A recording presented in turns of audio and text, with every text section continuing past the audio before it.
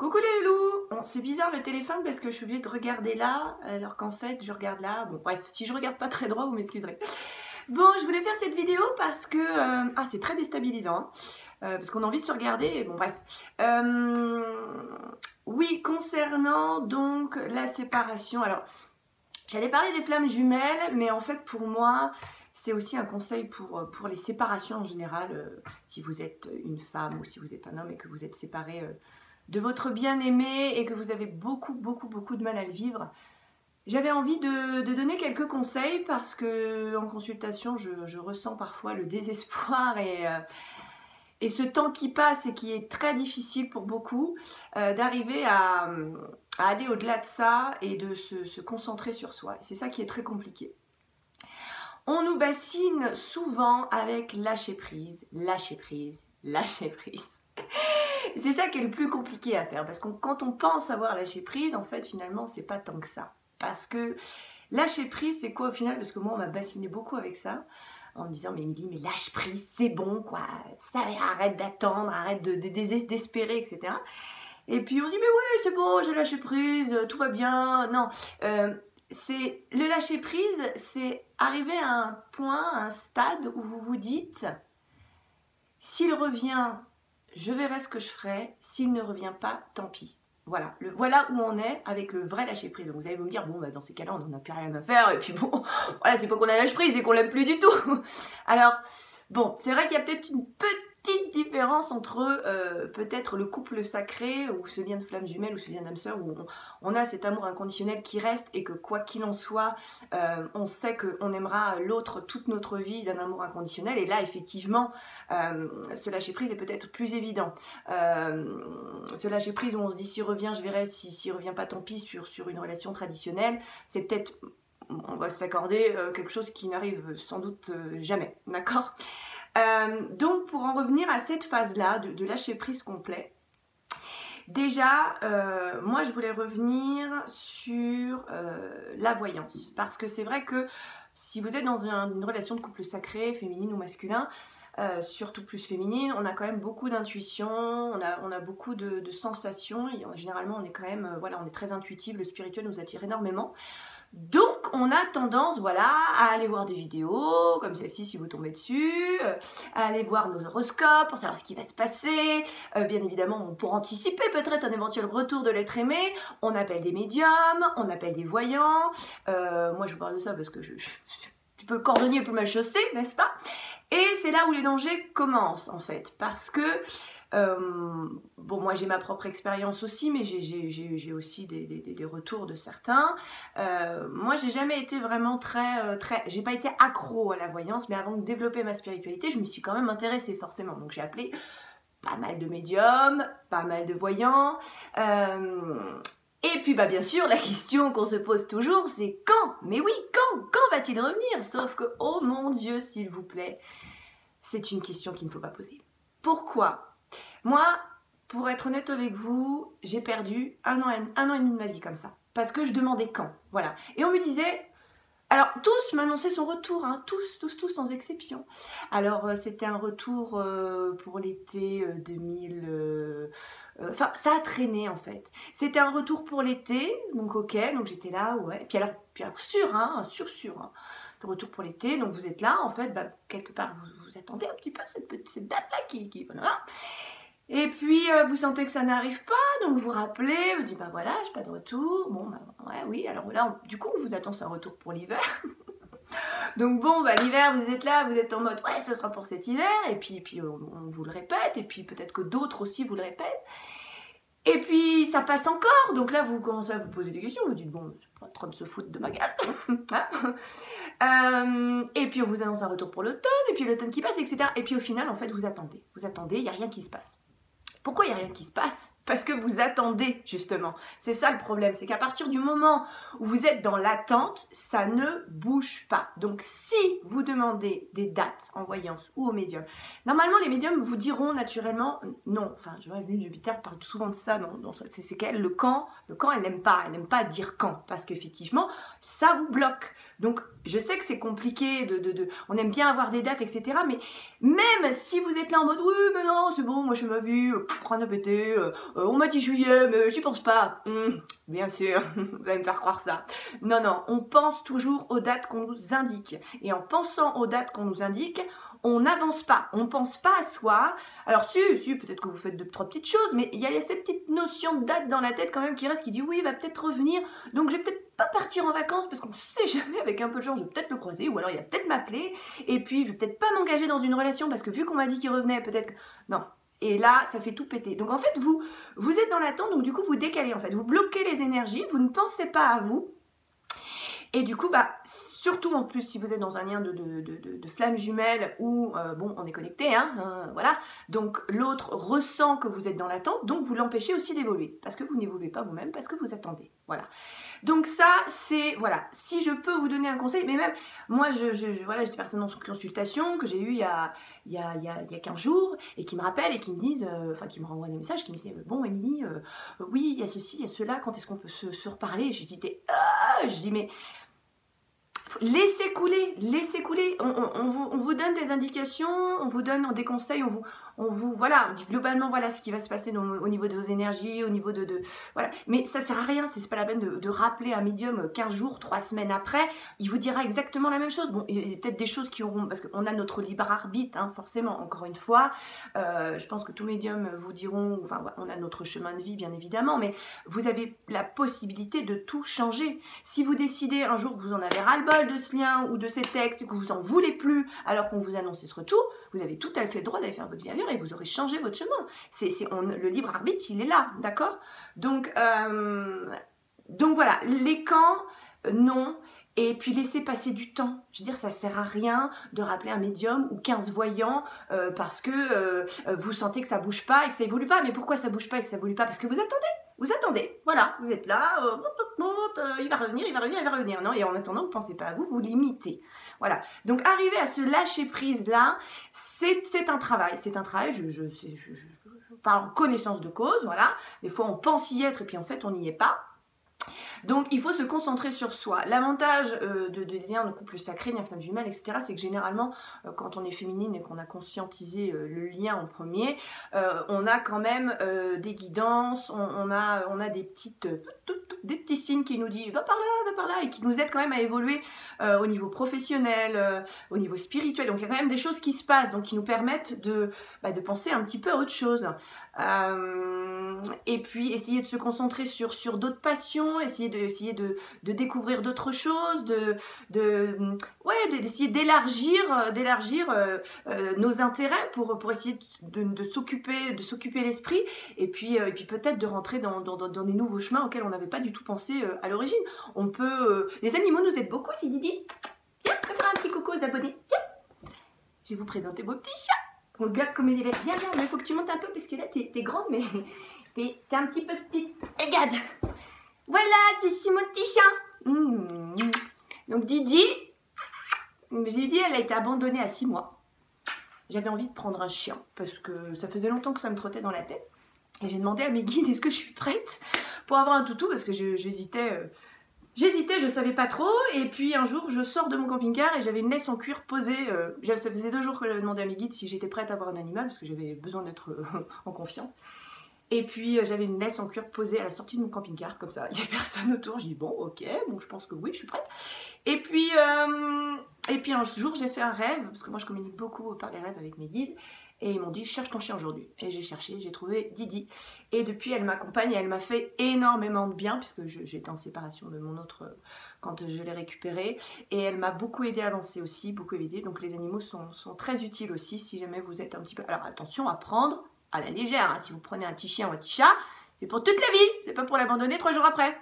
Mais voilà, les animaux font énormément beaucoup de bien, donc quand on est en séparation, tout ça, si vous avez un petit animal, c'est bien parce que ça réchauffe le cœur, d'accord? Donc voilà, ça c'était une aparté pour les petits chiens. Mais voilà, vraiment l'idée c'est d'éviter de vous poser toujours la question quand, d'arriver à vous sortir ça de la tête, de vivre pour vous, de vous concentrer sur vous, parce que si vous faites ça, vous allez libérer des énergies en fait. Et si vous êtes lié ou si vous êtes en connexion dans un couple sacré, l'autre va le ressentir. Et quand vous allez commencer à faire votre vie, à penser à vous, et ben l'autre va commencer inconsciemment aussi à avancer. Voilà, et c'est ça le plus important. Ensuite, quand vous êtes vraiment bien avancé, quand dans votre lien, par exemple, que vous êtes vraiment dans le détachement, que vous pensez vraiment à vous, que vous êtes plus en mode j'attends mon autre, c'est bon, voilà, que vous êtes vraiment, vous commencez vraiment voilà, à vous dire ça y est quoi, j'en ai marre, j'ai pas envie d'attendre ça 15 000 ans, j'ai pas envie d'attendre son retour de 1000 ans. Et bien après, ce qu'il est capable, ce qu'on peut être capable de se dire aussi, surtout dans un couple de liens de flammes jumelles, c'est que oui, c'est notre flamme jumelle, oui, c'est notre hôte, oui, c'est d'un amour inconditionnel, etc. Mais à un moment donné, si vous sentez que c'est trop long aussi, il faut conscientiser le fait que vous puissiez aussi peut-être faire votre vie avec quelqu'un d'autre. Ça, c'est tout à fait envisageable. On rencontre des âmes sœurs qu'on n'aimera pas autant, qu'on aimera différemment, mais qui pourront aussi nous combler de joie. Et j'en connais qui le vivent très très bien et qui sont très heureuses. Par contre, je connais d'autres féminines, ça fait 7 ans, 8 ans qu'elles attendent leur hôte et elles n'ont rien construit. Donc là... oh mon Dieu, surtout pas les féminines, surtout pas, d'accord? Et ça, c'est pareil, vous pouvez demander de l'aide, vous pouvez demander, si vous êtes bien avancé, que vous avez bien évolué, que vous n'êtes plus dans l'attente et que vous dites, bon, maintenant, c'est bon, j'en ai marre d'être toute seule, amenez-moi quelqu'un. Eh ben, figurez-vous que ça marche, parce que moi, j'ai demandé et j'ai eu une âme sœur sur mon chemin de route. Alors bon, après, je vous dis pas que, hein, on ne rentre pas dans les détails, mais du coup, c'est une relation qui m'aide énormément à avancer, qui m'aide encore plus dans le détachement, dans la non-attente, dans l'évolution de ma spiritualité, etc. Donc c'est super. Et je vous jure, j'ai râlé un peu contre mes guides parce que j'en avais un petit peu marre. Hein. J'étais là, oui, bon, bah, c'est bon. Maintenant, moi, c'est bien, j'ai bien avancé, tout ça. Mais bon, hein, ok. Donc, maintenant, vous me présentez quelqu'un. Eh ben, bon, je ne vais pas vous faire des dessins, mais j'ai fait plusieurs rencontres même, alors que c'était le désert depuis 11 mois, d'accord. Mais si on m'avait présenté quelqu'un avant, je n'aurais pas été prête. Je n'aurais pas été prête parce que je me serais concentrée sur, je pense, ce lien.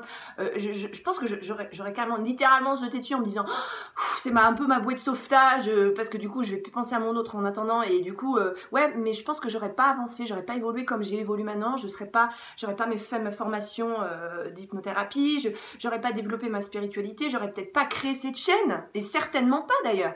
Parce que tout arrive en son temps, en fait. Tout arrive au bon moment. Et si ces personnes-là, ou cette personne-là s'était présentée avant, ouais, c'est clair que voilà, que j'aurais pas été prête et que j'aurais pas fait le travail que j'avais à faire. Donc voilà, je sais que le temps c'est long, le temps c'est compliqué. Le quand, on veut toujours savoir quand, mais non. Non, ça c'est, voilà, c'est prenez votre mal en patience, vivez pour vous, éclatez-vous, sortez, faites des rencontres, méditez, allez vous balader, prenez votre toutou, le silence est important, le silence est important. Quand on se retrouve seul, voilà, bon bah déjà la solitude elle est pesante, mais surtout si vous êtes au début d'une relation qui peut être couple sacré flamme jumelle, etc. et que vous êtes en séparation, c'est vraiment très dur, c'est vraiment très très dur parce que la connexion elle est telle que quand on est séparé de son autre, c'est puissant, quoi. C'est parce qu'on a l'impression de tout perdre. On perd notre amant, notre meilleur ami, tout. En fait, on a l'impression de tout perdre. Dans une relation classique, on a l'impression des fois de perdre juste notre amant, je sais pas, j'en sais rien, je ne veux pas vous dire de bêtises, mais dans un lien couple sacré, quand on perd notre autre, c'est dur, c'est pesant. Donc là, déjà, l'absence de l'autre est déjà très pesante, et en plus, vous retrouvez du coup dans cette solitude-là, pour un peu que vous soyez quelqu'un d'hyper sociable, qui aime être entouré, etc., c'est très dur. Mais on se rend compte que, et moi jamais j'aurais cru ça, moi j'étais quelqu'un qui détestait la solitude avant. Je ne supportais pas ça, je voulais toujours être entouré de gens, sortir en soirée, boire des coups, tout ça. Enfin bon, j'étais pas une grosse fêtarde, je vais pas aller jusque là quand même, mais j'avais besoin d'être entourée, d'avoir des gens autour de moi souvent, d'aller voir les copains, les copines, etc. Et un peu moins quand j'ai rencontré mon autre, ça s'est un petit peu tassé, mais au moment de la séparation, quand je me suis retrouvée toute seule, je me suis dit, mais je vais jamais réussir à gérer ça. Et c'est là où il s'est passé plein de choses, en fait. Quand vous vous retrouvez dans le silence, c'est là où vous...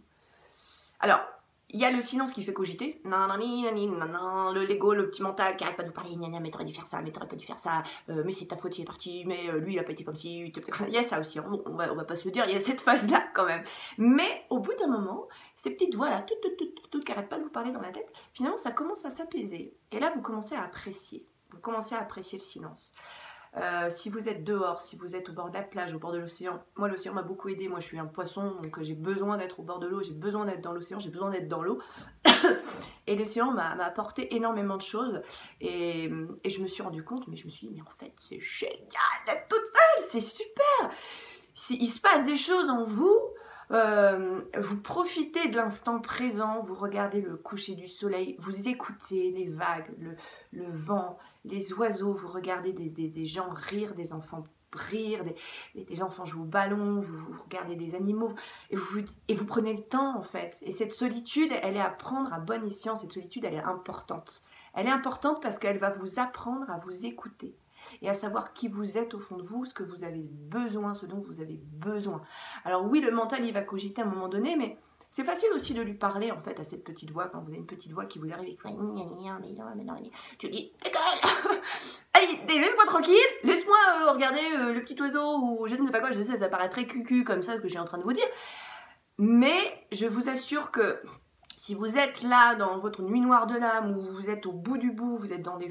Voilà, et vous vous dites, je suis seule, j'en ai marre, prenez cette solitude à bon escient. Dites-vous qu'elle est vraiment très importante. Et en fait, moi, plus ça va, bon, maintenant que je suis bien et tout ça, que j'ai passé cette nuit noire de l'âme, etc., j'y reviendrai, j'en parlerai dans une autre vidéo de cette phase-là.